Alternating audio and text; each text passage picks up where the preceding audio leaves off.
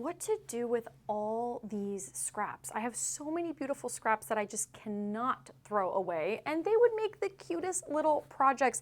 I wish I could just take my Polaroid camera and turn all these cute little fabrics into little snapshots like this, like these little strawberries. Like, I wish I could just go, just like that. Okay, one more. All right. Oh my gosh! Let's create these on our own.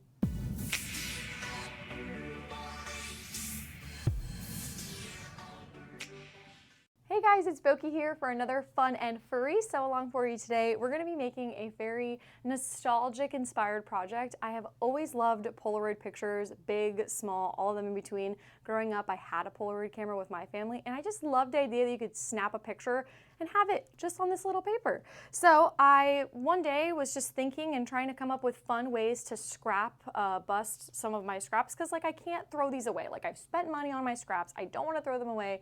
How can I turn them into something fun? Well, there's nothing more fun than using little 2.5-inch squares and turning them into little snapshots of those fun fabrics. So we're going to be making these little Polaroid blocks that you can use in table runners, pillows, quilts, everything you can imagine, and use those scraps and capture something super special. So let's get started. This project is super easy to put together. I'm talking less than 5 minutes to sew one of these cuties up. Honestly, this video is me talking you through it, where to get the pattern, the supplies, and how to create this little guy.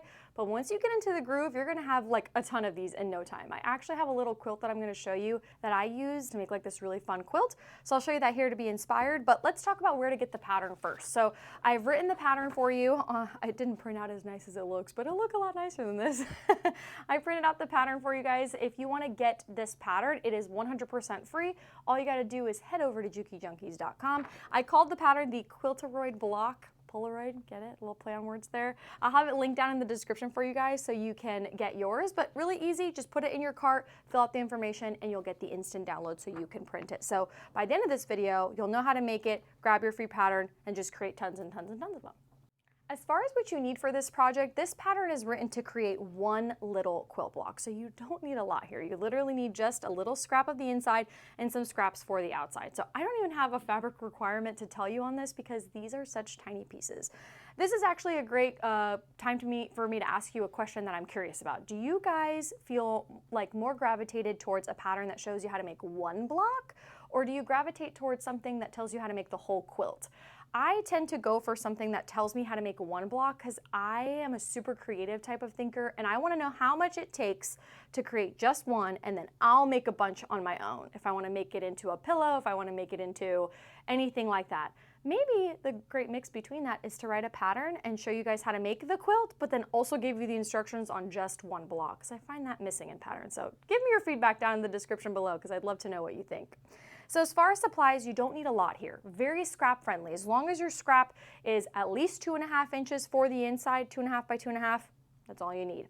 We're gonna need just a little bit on the outside. I prefer you use a white fabric for the outside, or maybe like a white on white, but the goal is to kind of capture that essence of a Polaroid picture, okay? And then as far as supplies, you're obviously gonna need your sewing machine here today to get everything all sewn together. And then some tools that I use to make my sewing experience a little bit easier is your cutting tools, right? So you're definitely gonna need a rotary cutter of some sort to get those little fine pieces cut out.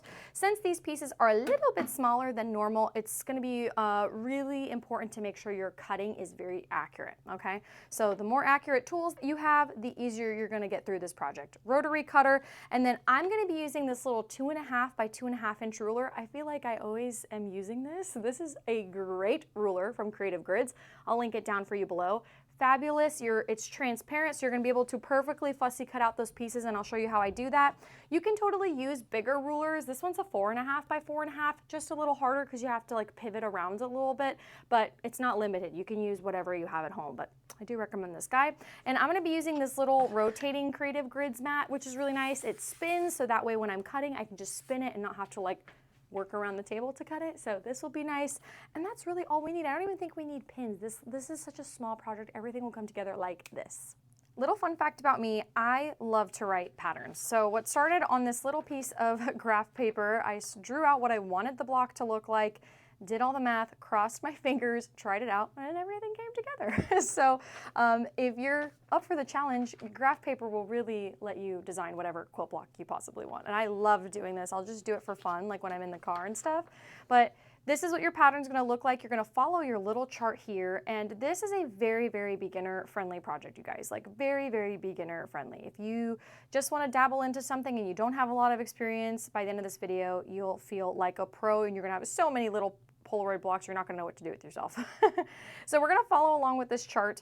Our inside piece of the Polaroid, so for example, right here, this is your A. You have your B pieces, which are the left and to the right. Those are the same size, and we have C and D. So very simple. We're gonna start to get those cut out, but the most fun part is picking and what we call fussy cutting in sewing to get that little piece of the fabric you want. So I fussy cut strategically to make sure I got the books perfectly aligned, that I got the cherries perfectly in the middle, and my strawberries. So new word we're learning here today.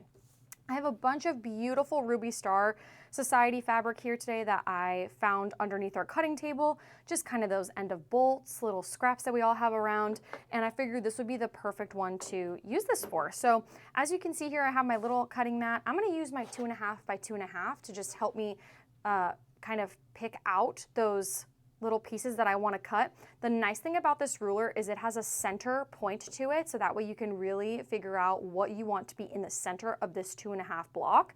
And all the way around you do have your 1/4 inch markings, which is very important to note because you want to keep that in mind when you're fussy cutting, that the design doesn't come out all the way to the edge or a part that you want to be seen, because you're going to lose a 1/4 inch all the way around. So that's really important to remember. I thought this owl was just so picture worthy. Like, this is going to look like I took a picture of her in the wilderness. She is so stinking cute. So I'm going to use my little ruler, kind of put her like this, and as you can see, the little dashed black line, if I put that a 1/4 inch above her head, it shouldn't cut it off, but I'm gonna go just a little past her head and align things up as needed there. And when I'm all set, I'm gonna use my cutter,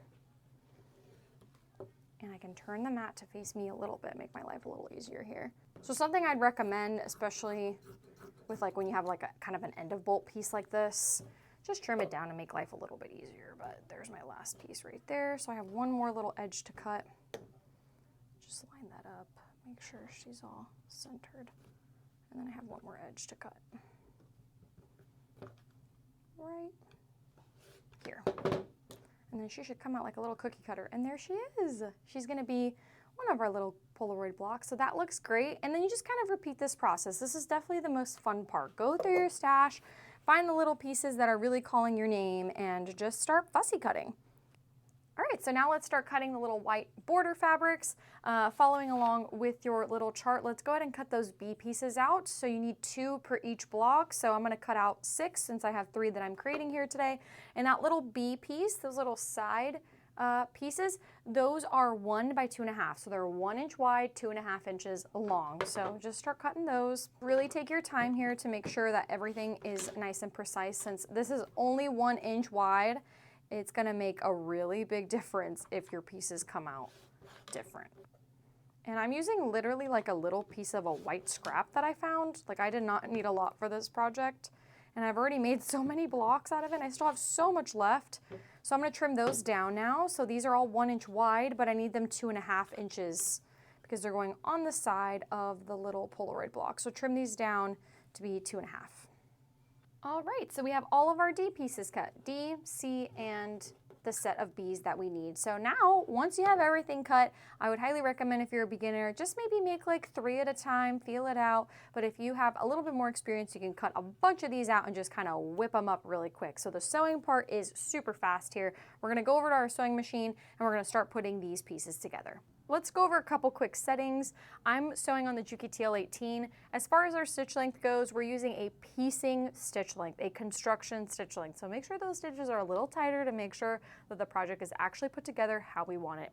If you follow along with my sew-alongs, or if you've watched my recent video that I did on the stitch length topic, I'll link that in the description below for you. But I do talk about, I like to piece right under a 2 to make sure my seams are all nice and strong, okay? So you're gonna start off by grabbing one of your A pieces or the center pieces, and you're gonna grab that stack of B cuts that you have that go to the left and to the right of the project. And that's the first little piece we're gonna put on. So we're just going to take it, put them our right sides together, meaning pretty sides. With this white, it's forgiving, so there's not really a right or wrong, but make sure that you're doing it like this and not sewing it on the back side, all right? So right there on the left and to the right of the little block, and we're gonna sew that together at a 1/4 inch seam allowance. Very important here that you use an accurate 1/4 inch for the entirety of this project so that everything fits accordingly. All right, so let me do this to the other side.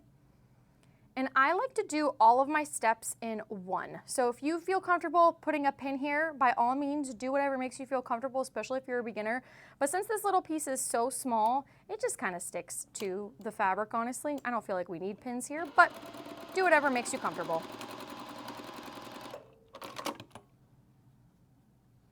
So there is that. And I'm gonna go ahead and repeat this for all of my pieces because I like to work in one big kind of same step at a time. It just expedites things. So I'm gonna set this one to the side and do the same thing to the rest of my 8 pieces. All right, so now we're gonna press all of these seams nice and open that we have all the bees attached to our little blocks. So you're just gonna flip them around and you're going to use your fingers to just kind of pop those open and then give it a nice little press.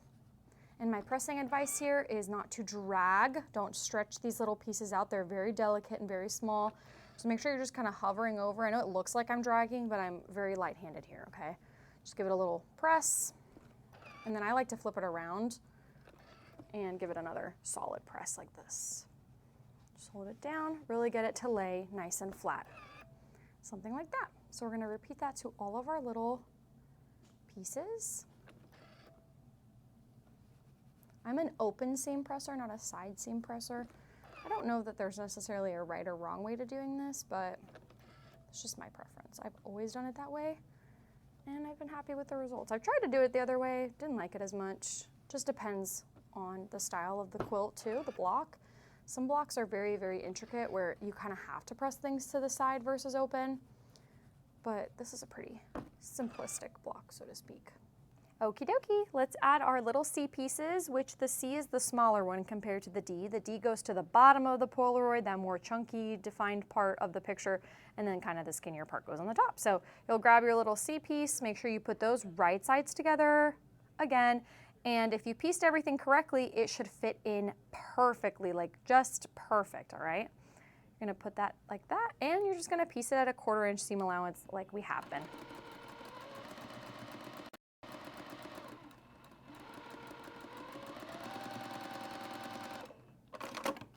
Like so. All right, so that's the top of the Polaroid.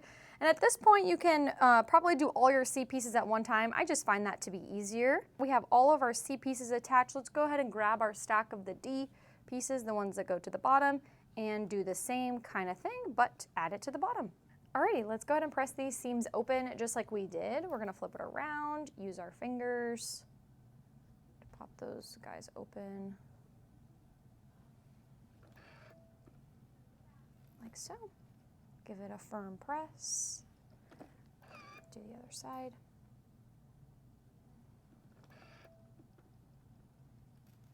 The only thing you don't have to do to these is shake it for the picture to develop like a real Polaroid was.